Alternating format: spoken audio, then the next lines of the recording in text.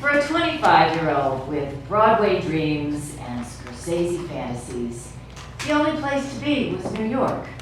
So after 6 years in Chicago, I followed my ambition back to my hometown, only to be confronted with the fact that I didn't know a single soul in the business and had no clue where to start.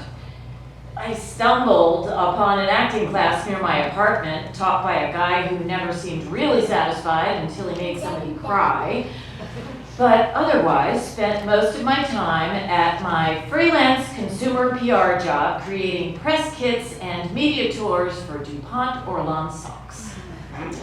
It was a lonely, depressing state of affairs. I started to despair of ever finding my way forward. Then, one sunny spring day, that particular kind of New York day where everything is blooming and full of possibility, I meet an old friend for brunch at a sidewalk cafe. Mid-meal, this little snaggle-toothed, balding, middle-aged guy wearing an expensive-looking blazer and a silk scarf, picture Italian Wallace Shawn, approaches and asks in a heavy Italian accent if I'm an actress. "Bella, you are very beautiful and I have a role for you in a movie I am producing.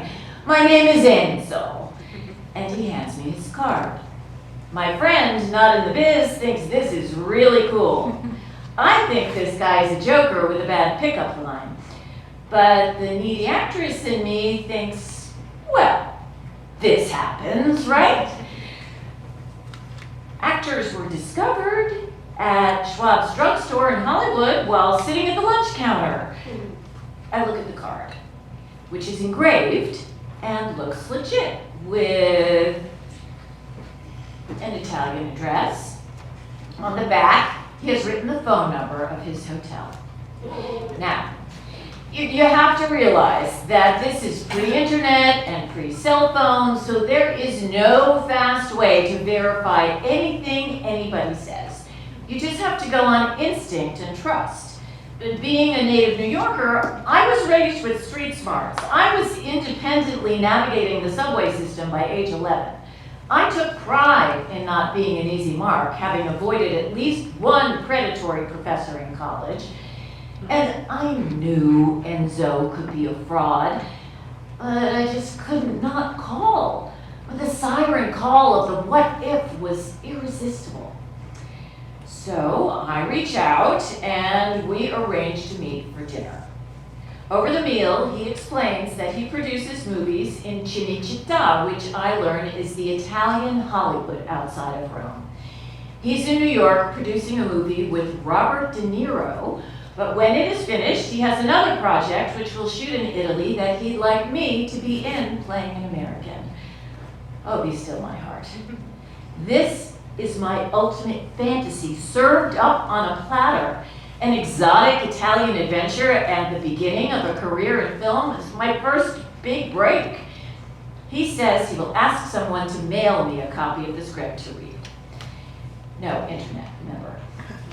I ask him if the script would require me to take my clothes off.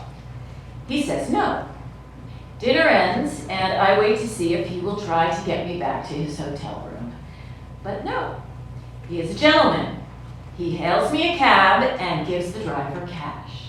Well, maybe I'm not a complete fool. The next morning, I call the New York Film Office and the Screen Actors Guild.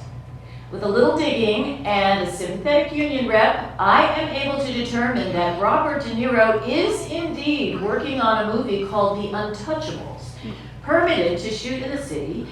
It is being directed by Brian De Palma with a script by David Mamet and also stars Kevin Costner and Sean Connery. Okay, this is seriously legit.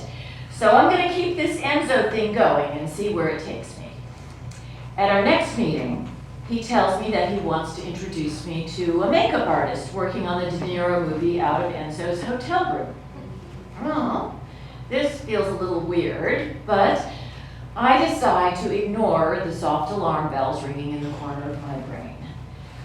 We get to the room, And there's a guy sitting in the corner in front of a tabletop oven in which he was cooking something. The guy, also Italian, explains that he is making De Niro an Al Capone nose. Sure enough, out of the oven comes a latex prosthetic nose on a mold. He asks me if I'd like to try it on and proceeds to glue the nose to my face. I am standing in front of the mirror looking at myself wearing the De Niro Capone nose with two strange little Italian men laughing at me. It is a little surreal and very silly and a huge relief that nothing bad is going to happen in this hotel room, clearly. I feel like I can actually let my guard down and get excited that this is all happening. So over the next couple of weeks, we meet a few times, drink a bunch of Italian red. He is funny and entertaining, and he is actually starting to feel like a friend. An older, mentor-like friend giving me advice about cool things like finding acting opportunities in European film and how to create relationships with directors. For the first time, I feel the thrill and relief of having someone in my corner who could actually help launch the career of my dreams. I have visions of big hats and big Sophia Loren sunglasses, of being discovered as an American talent in Europe and flying off to shoot in exotic locations. I get even more excited as he starts to talk about some of the details of my impending trip to Italy. The script still hadn't arrived, but frankly, it didn't really matter what the part was. I asked him where I'll be staying. I'm thinking a charming 18th century villa, a room in a B&B run by a mama who makes fabulous pasta. He looked surprised and said I'll stay with him. Like in a guest room in your house? No, Bella, with me. Oh, but I'm not your girlfriend. I can't stay with you. It doesn't have to be fancy or anything. I need my own room. But what did you think, Bella? It will be beautiful. What did I think?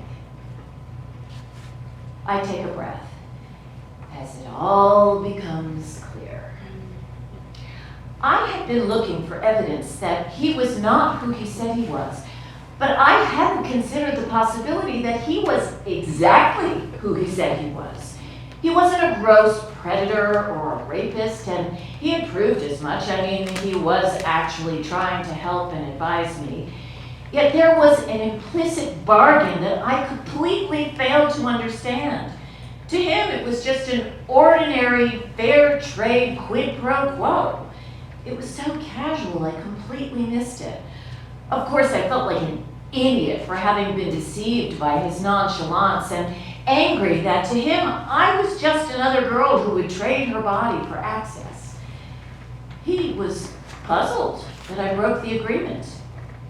He looked at me with big, wistful Italian eyes and told me he was sad. He kissed my hand. And that was the last time I saw him. I wanted a magic fairy to wave her magic wand over my career so badly. I wanted to be lucky, but I wanted it to be because I was good, not good looking. I was so disappointed and embarrassed that I had gone through this whole charade just to have my heart broken. I guess I'd have to figure it out the hard way, like most people. And I knew an acting teacher who would be happy to receive my tears.